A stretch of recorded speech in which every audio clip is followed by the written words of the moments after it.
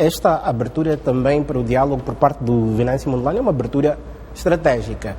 Bem, se nós pararmos muito bem, se nós voltarmos um bocadinho, vamos perceber que ao longo de algum tempo as posições deste ator político eram extremamente extremas, passa o pleonasmo.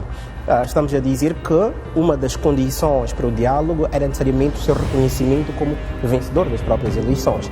E a quando da sua chegada, aqui este não foi na verdade um discurso que foi trazido, que é uma necessidade de reconhecê-lo como vencedor e, portanto, isso seria uma pré-condição para dialogar, mas isto surge porque o próprio Venâncio Mondlane percebe, primeiro, que está a ser marginalizado daquilo que é o processo de diálogo a nível interno, ele consciente dessa marginalização, ele busca voltar ao país de forma estratégica para poder integrar-se neste debate, a desarticulação com o próprio Podemos igualmente estimula, na verdade, Venâncio Mondlane a cá vir de modo a ocupar o seu lugar central no próprio diálogo, porque de uns tempos para cá não interessava necessariamente, deixou de interessar a Frelimo, deixou de interessar ao governo este diálogo com Venâncio Mondlane. Começou a buscar-se novos atores. Estes atores eram estas plataformas partidárias. E Venâncio Mondlane, ciente disto, a leitura dele, a leitura que eu faço é que ele fez uma leitura deste cenário e decidiu abrir-se de forma estratégica para um diálogo que ele não tinha tal abertura antes. Este é um ponto. Com relação aos diálogos que estão a se estabelecer, é preciso reparar que o primeiro diálogo foi totalmente infrutífero. Em algum momento falamos disso, porque o ator principal, na verdade, era o próprio Venâncio Mondlane e os próprios partidos políticos representados pelos seus líderes políticos e tudo o resto, eles mostraram-se incapazes de dialogar sem a presença deste ator político relevante que é Mondlane. No entanto, vamos lá dizer, as conversações entre o governo e o Partido Frelimo representado pelo governo, essa mescla e tudo o resto, elas continuaram. Não acho que haja necessidade de tudo o resto de um update. Eu penso que a questão é integrar este ator político à mesa do debate, porque no final do dia, como nós dissemos... Junta-se aos outros? Exatamente. Eu penso que não podemos olhar para o Venâncio Mondlane também como um indivíduo privilegiado nesse processo de diálogo. É importante, mas ele não é necessariamente o único, vamos lá dizer, ele não é necessariamente o ator privilegiado ao ponto de marginalizar os outros. Olá! O que você está achando do vídeo? Se está gostando, não esqueça de deixar o seu like e compartilhar com mais pessoas. E não se esqueça de deixar o seu comentário e se inscrever no canal. Isso nos ajuda muito a crescer e trazer mais conteúdo para você. É importante, mas ele não é necessariamente o único, vamos lá dizer, ele não é necessariamente o ator privilegiado ao ponto de marginalizar os outros. Eu penso que os partidos políticos, eles são convocados para esse diálogo na medida em que eles representam uma franja da sociedade.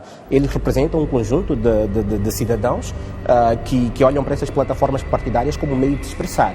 No entanto, olhamos para o Venâncio Mondlane de forma individual, é uma personalidade que aglutina e temos que ser verdadeiros, mais cidadãos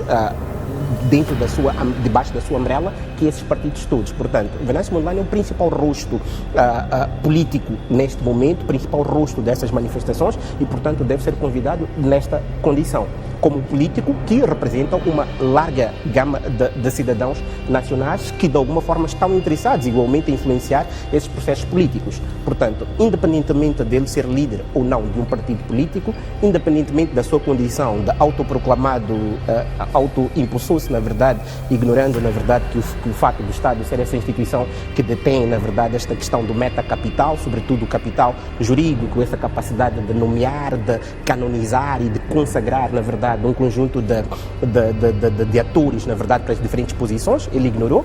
Isso é autoproclamado presidente eleito. Certamente não vai ser nesta condição, mas vai ser na condição do rosto do interlocutor, quis dizer, válido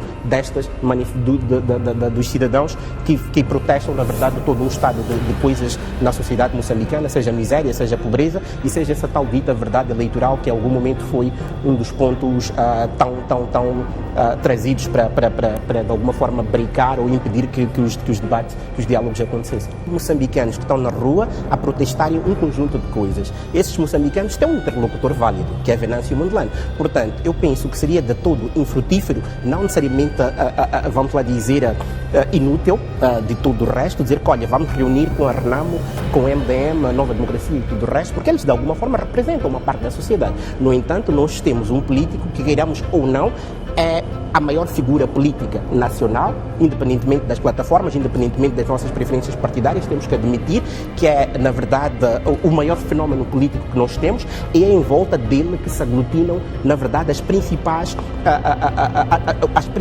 reivindicações sociais da nossa sociedade. Olá! O que você está achando do vídeo? Se está gostando, não esqueça de deixar o seu like e compartilhar com mais pessoas.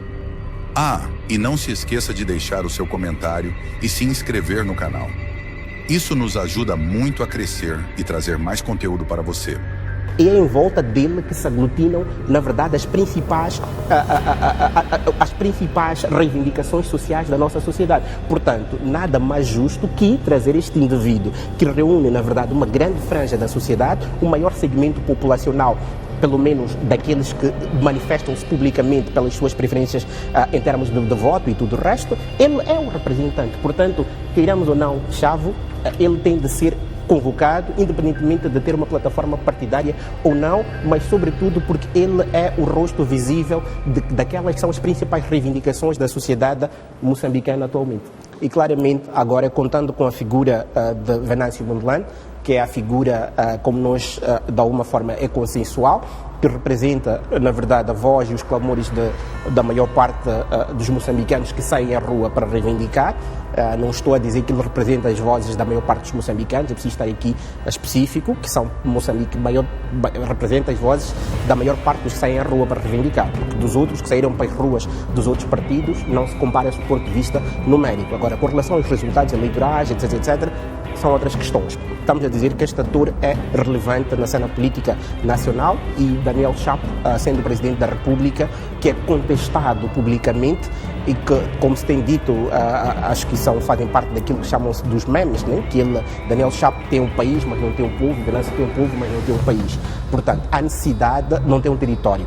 Portanto, há uma necessidade desses atores permanentemente dialogarem, de modo que o país se pacifique, mas sobretudo dialogarem de modo que se evite que o país resvale novamente numa situação dessas. E isto certamente vai implicar a revisão daquilo que são os órgãos, a reforma dos órgãos de gestão eleitoral, vai implicar todo um conjunto de coisas que vai, de alguma forma, também implicar aquilo que é o pensamento sobre aquilo que é o processo de desenvolvimento nacional, que deve ser certamente mais inclusivo, deve ser um desenvolvimento que leva em conta, nós já falamos em outras instâncias, a juventude, as mulheres, os grupos marginalizados de forma geral. Portanto, eu quero acreditar que é importante, deve continuar e deve ser a moda. E não pode ser pura e simplesmente por uma fase crítica, mas deve ser a moda de fazer política em Moçambique. Só assim vamos evitar que cheguemos a níveis críticos. Se a gente olha para Renamo, ela certamente, ignorando a questão de Matsangaíça e tudo o resto, Dhlakama é a figura que personificou a Renamo, de tanto que a Renamo confundiu-se. A história da Renamo confunde-se com a história de Afonso Dhlakama e o próprio MDM, igualmente, acaba sendo um partido que confunde-se com a história de David Simango, da família Simango, de forma geral. No entanto, o que nós percebemos é que estes mesmos líderes, que de alguma forma são rostos ou foram rostos desses partidos, quando em vida, dificilmente não percebemos que se preparasse os seus sucessores. E, consequentemente, vimos, na verdade, o processo de sucessão foi totalmente problemático, sobretudo na Renamo, e não necessariamente a nível do MDM, mas houve certamente um conjunto de vozes discordantes com relação à ideia da não familiarização do poder e tudo o resto. No entanto, o grande problema, sobretudo, foi que as figuras que sucederam, essas figuras carismáticas, Afonso Dhlakama e David Simango, foram figuras politicamente, vamos lá dizer, incapazes de se projetar a nível do território nacional.